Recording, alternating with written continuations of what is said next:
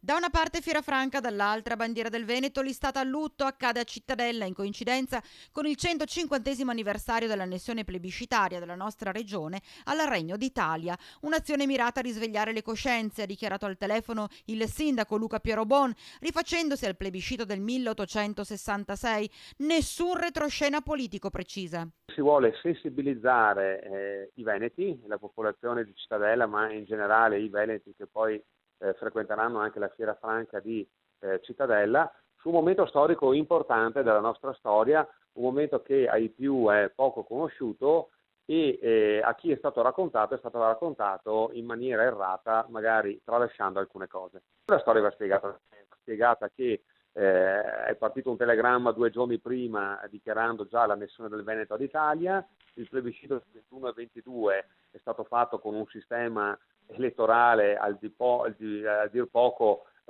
strano, nel senso che c'erano 2 urne, una per il sì, una per il no, e quindi c'era un'intimazione abbastanza precisa a chi andava a votare che votasse sì. Infatti se andiamo a vedere la lapide che è appesa a Venezia sul Palazzo della Ragione, i dati sono abbastanza terrificanti, dove il 99,9% dei veneti ha votato per l'annessione e pochissimi hanno votato per il no.